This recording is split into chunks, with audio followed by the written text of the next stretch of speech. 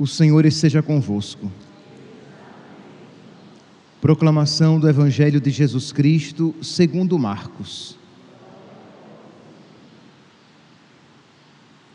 Naquele tempo, Jesus e seus discípulos chegaram a Betsaida. Algumas pessoas trouxeram-lhe um cego e pediram a Jesus que tocasse nele. Jesus pegou o cego pela mão, levou-o para fora do povoado, cuspiu nos olhos dele, pôs as mãos sobre ele e perguntou: estás vendo alguma coisa? O homem levantou os olhos e disse: estou vendo os homens, eles parecem árvores que andam. Então Jesus voltou a pôr a mão sobre os olhos dele e ele passou a enxergar claramente. Ficou curado e enxergava todas as coisas com nitidez. Jesus mandou o homem ir para casa e lhe disse: não entres no povoado. Palavra da salvação.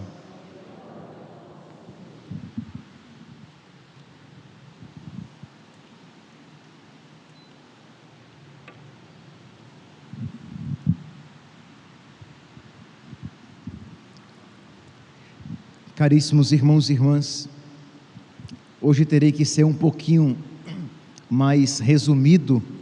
Não sei se vocês vão ficar felizes ou tristes, já que eu terei que falar menos.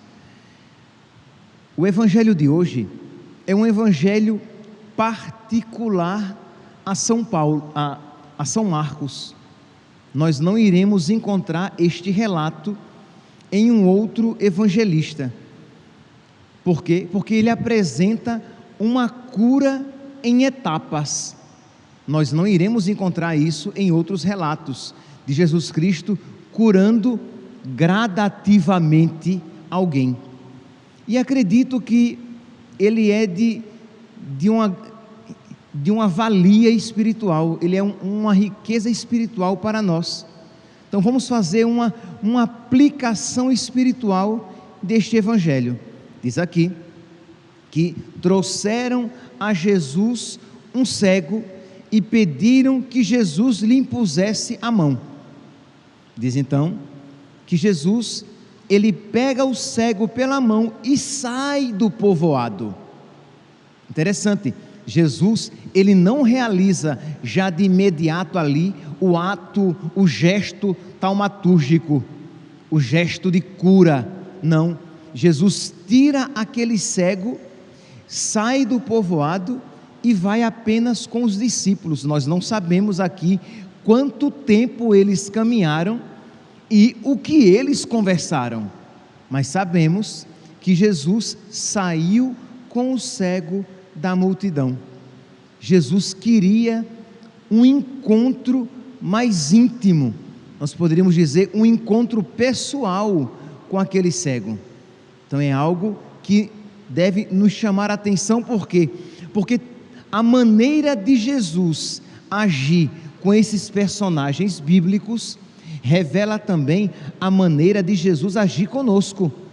Então Jesus também, ele quer ter esse encontro pessoal conosco. Ele quer amorosa e pacientemente nos tomar pela mão e sair da agitação do mundo.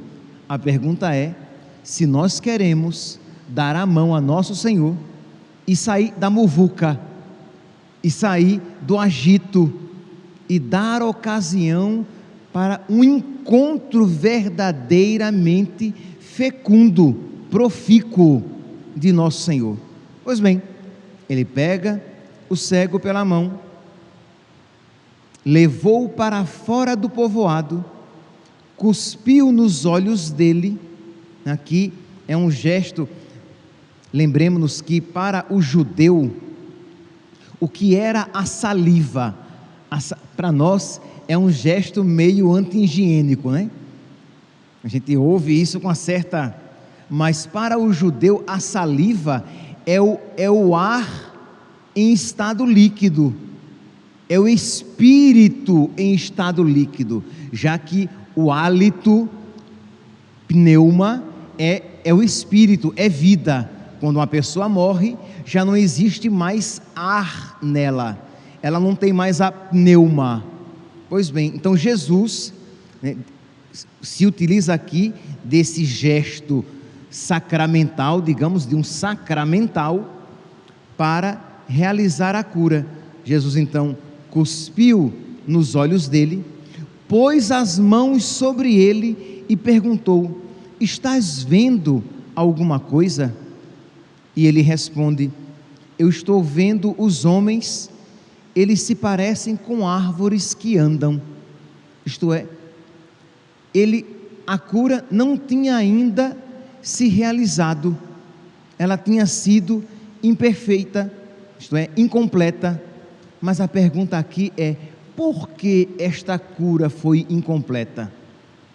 Este homem, este cego, ele necessitava de um outro toque de nosso Senhor, mas não por impotência de nosso Senhor, porque nosso Senhor não foi forte, poderoso o suficiente para curar de uma vez, para curar em um só momento, e nem porque a doença era muito forte, era muito cruel, de modo que foi um empecilho para nosso Senhor, mas porque, de alguma maneira, a fé deste homem, deste cego, era nebulosa, não era uma fé firme, uma fé clara, que possibilitava um encontro com o nosso Senhor.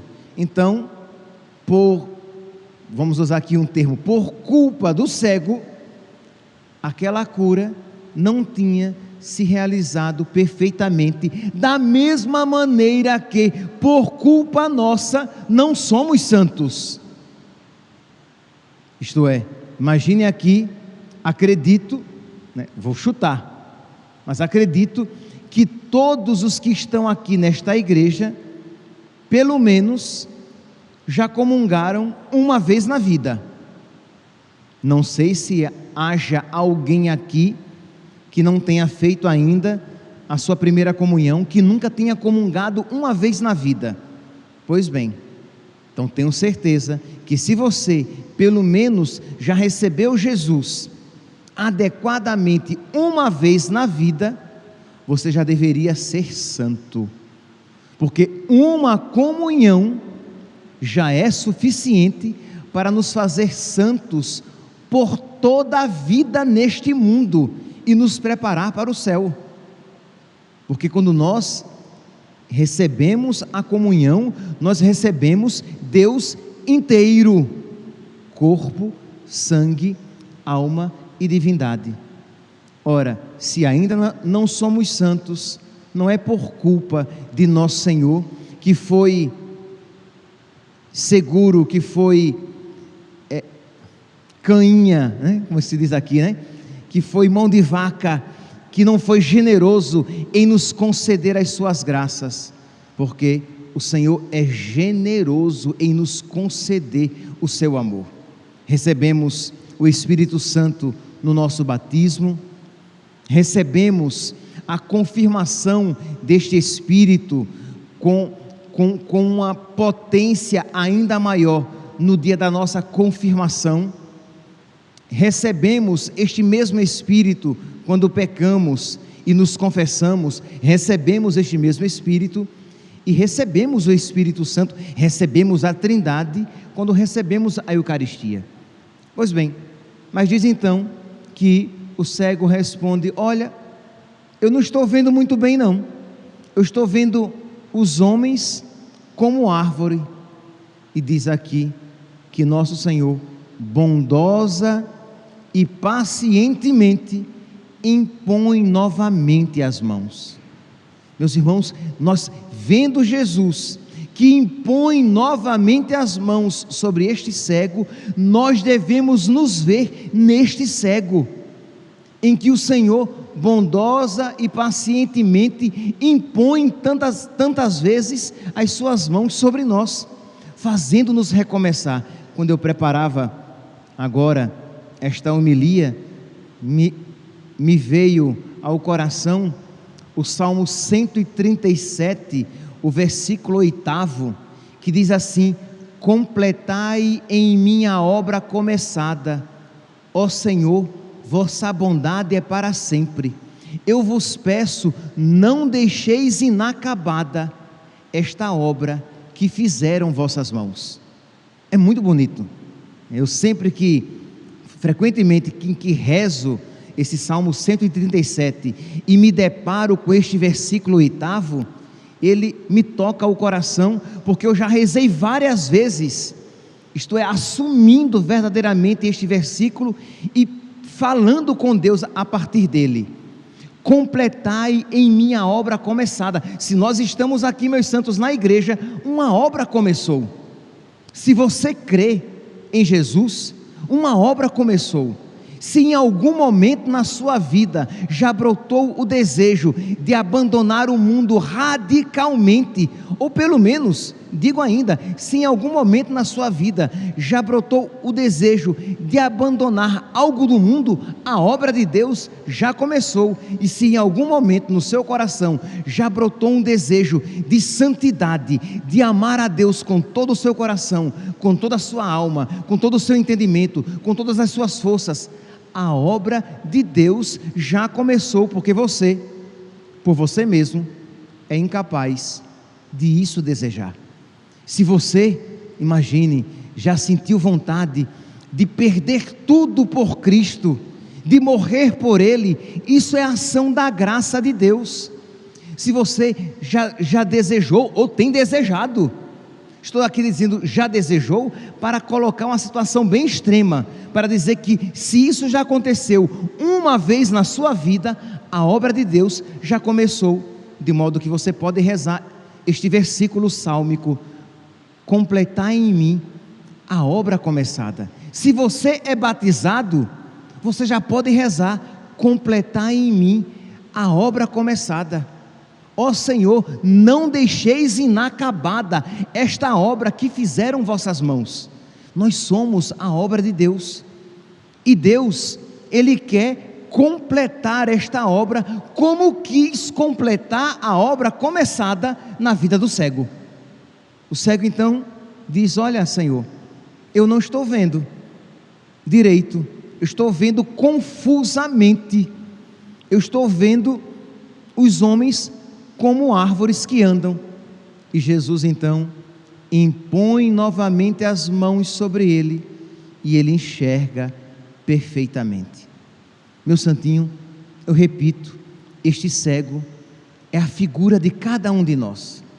Nós precisamos então, hoje e sempre, hoje, amanhã, depois e sempre, pedir a Deus que misericordiosamente Ele não se canse de nós. Ele não se cansa.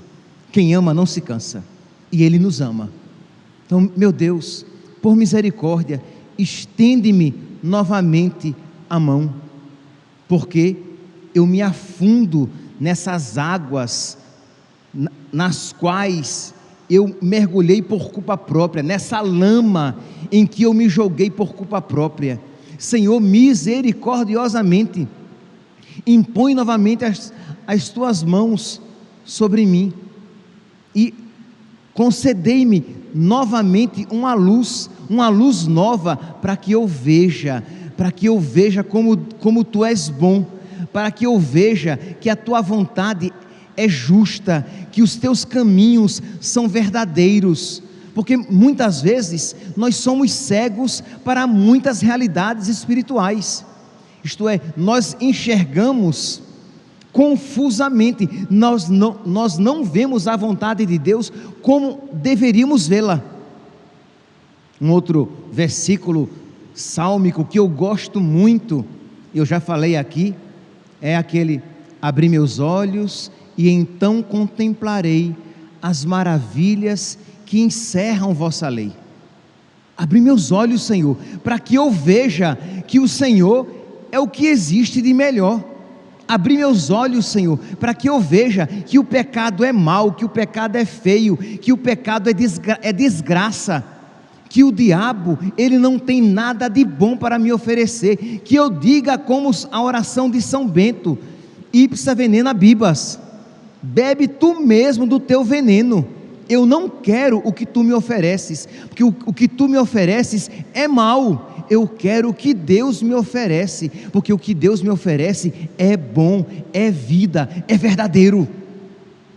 Então nós precisamos a cada dia rezar. Se você puder, depois copie este versículo aqui, ou este que eu acabei de falar: abri meus olhos e então contemplarei as maravilhas que encerra a vossa lei. Ou este aqui, Salmo 137, a tradução que eu estou usando é a tradução da liturgia das horas. Salmo 137, versículo 8: completai em minha obra começada, ó Senhor, vossa bondade é para sempre. Eu vos peço, não deixeis inacabada esta obra que fizeram vossas mãos.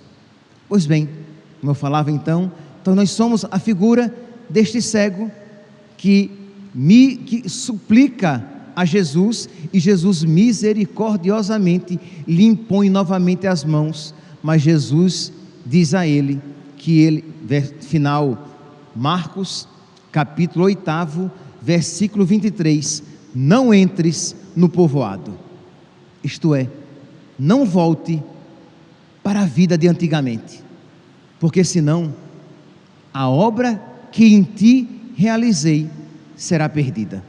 Se nós quisermos, meus santos, ficar brincando de estou no céu, estou no inferno, estou com Deus, estou com o diabo, estou na graça, estou no pecado, vai acabar acontecendo que a morte chegará no momento e que talvez você esteja com o diabo, com o pecado, na morte e não na vida, não com Deus, não na graça. Não brinquemos de nos perder, não fiquemos retornando para a vida de antigamente. Peçamos a Deus a força de um rompimento verdadeiro com a vida de antigamente, com os hábitos de antigamente. E os hábitos de antigamente não precisam ser necessariamente escabrosamente pecaminosos, podem ser hábitos de preguiça, hábitos de frivolidades, isto é, uma vida frívola, uma vida frígida, fria, uma vida superficial, uma vida de amizade com pequenos pecados, com pecadinhos, e que vão tornando a sua alma morna, que vão tornando o seu coração gélido, que vão tornando a sua vida insensível à graça de Deus. A primeira leitura de hoje, retirada de São Tiago, nos mostra pecados da comunidade cristã. São Tiago está falando para uma comunidade cristã católica, e ele diz o quê? Meus queridos irmãos, sabei que todo homem deve ser pronto para ouvir, mas moroso para falar e moroso para se irritar. Isto é, a pessoa que é loquaz demais, isto é, que fala demais, que fala pelos cotovelos, no sentido de quê? De falar de tudo e de todos. O fofoqueiro, a fofoqueira, o linguarudo, a linguaruda. É sobre isso que São Tiago está falando. Ora, aqui não é um pecado escabrosamente terrível, mas isso vai minando a sua vida espiritual e tornando a sua alma cada vez mais insensível. Aquela pessoa que é irritadiça, que é grosseira, que com facilidade dá patada nos outros, que é grosseiro, mal educado em casa. Exatamente a respeito disso que São Tiago está falando e advertindo. Por quê? Porque isso vai minando a nossa fé. E continua São Tiago: porque a cólera do homem, a ira do homem, não é capaz de realizar a justiça de Deus. Então são pequenas realidades que precisam ser trabalhadas na nossa vida. E aí ele vai aqui no versículo 22: Sede praticantes da palavra e não meros ouvintes. Isto é, você ouve a palavra, você até acha interessante aquela palavra que você está ouvindo, mas você não se debruça sobre ela, você não reza aquela palavra, você não medita aquela palavra, consequentemente você não vai praticar aquela palavra, porque você vai se esquecer daquela palavra. Você vive na muvuca, você vive no agito, você não tem tempo de parar para se encontrar com Deus. Então é claro que você não vai ser praticante da palavra, porque você não vai ter tempo, você culposamente não terá tempo de se debruçar sobre a palavra de Deus, porque a palavra de Deus precisa ser meditada, ruminada, degustada, para que possa ser contemplada e vivida. Então precisamos ter este tempo para dedicar a palavra de Deus. No versículo 26, São Tiago vai trazer mais uma outra realidade. Você pode depois fazer toda a leitura, estou pegando apenas aqui alguns versículos, para falar que se você não tiver cuidado com essas realidades, você vai entrar novamente no povoado, isto é, você vai voltar novamente para os hábitos antigos, e a obra começada vai ser destruída. Você não permitirá que Deus complete a obra começada. No versículo 26, então São Tiago diz: se alguém julga ser religioso e não refreia a sua língua, engana-se a si mesmo, a sua religião é vã. Percebe? É uma palavra firme. Ele está falando aqui dos fofoqueiros, das fofoqueiras, das pessoas maldosas. Sabe aquela pessoa que na família sempre tem um comentário azedo, amargo, venenoso, um veneninho, mas é veneno. Aquela pessoa que não segura a língua, que sempre tem uma objeção a fazer. Ora, uma pessoa dessa, de São Tiago, a religião dela é perdida, é uma mentira, é vã. Que Deus, meus santos, que quer nos conceder esta graça, que Deus generosamente recomece a obra começada, e que nós, fortificados pela graça de Deus, nos deixemos trabalhar pelo seu amor. Louvado seja nosso Senhor Jesus Cristo, para sempre seja louvado.